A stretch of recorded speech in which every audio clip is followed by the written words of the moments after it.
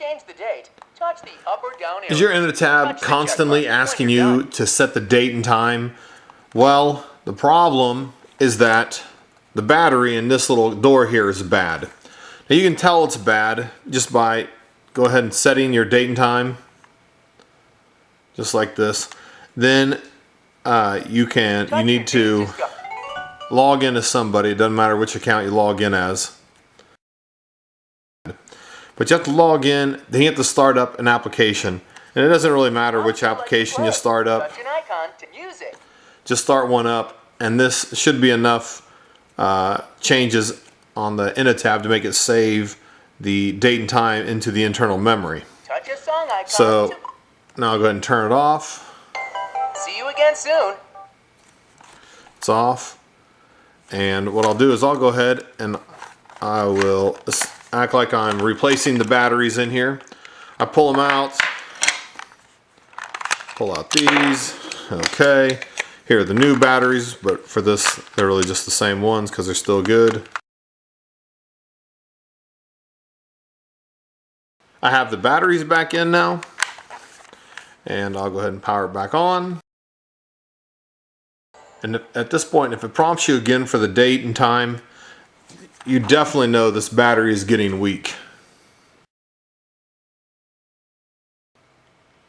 Yep. So the date and time is wrong. Now, what happens is this thing uses what's called the CR2032. And I have here, this is a multimeter. It can measure voltages on batteries. It's not too difficult to use. And I also have a pack of new 2032s, CR2032s. They look like this. They say CR2032. And they're just kind of weird looking on this side. You usually have a texture on this side, and it's flat and says the name on the positive side. So what we need to do next is we need to get a screwdriver, one with a little bit smaller sized, not a number 2. This is just a little smaller size Phillips. And we need to take this little battery door off of here. Okay, so I got the battery door loose. Pull this over. There we go. This comes out pretty easily. I'm going to turn this multimeter on. Good, you can read it. And we want to test this battery. We'll put the positive on top, negative on the bottom. Pinch them together. And it's reading 3.08. I didn't turn the Untitled off. So let's see, that's that one. Here's the new one. Let's see what it reads at. It reads at 3.35.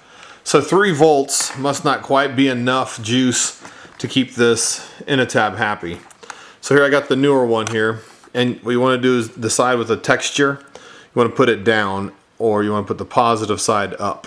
And just slide, it just slips in underneath the little lip there. And this goes back in.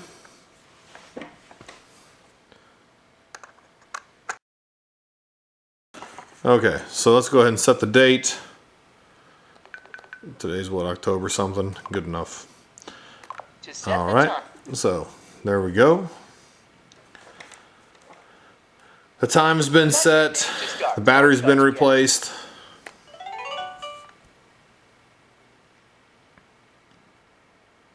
And again, we just want to wait till this starts up. Start up an application. Oops, sorry. Start up an application, shut it down, and turn it back on. Well, we got to take the batteries out, put them back in, then turn it back on, and that'll tell us if the battery that we just replaced is still helping. Touch a song icon to play. Or working. All right. See you again soon. Okay, so it's off again. Just need to get a complete disconnect like this. It's good. Put it back together.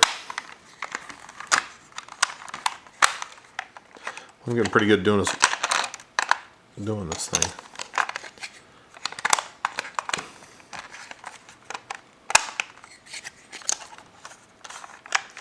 I'll get the lanyard stuck in there. Okay, here we go.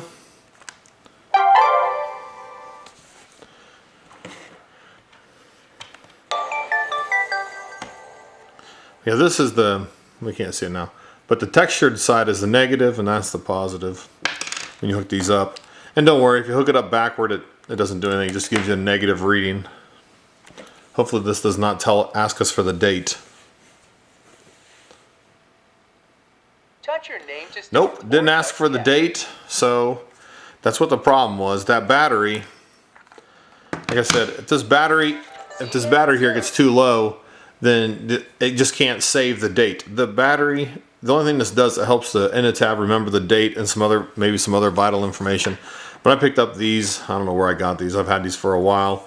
But they're just, like I said, they're CR2032s. And they're 3-volt batteries. And that's what you need to replace if you're having a problem with your Innotab saving the date. Thanks for watching. Subscribe. If you have any questions, leave them in the comments and I'll try to answer them. Thanks for watching.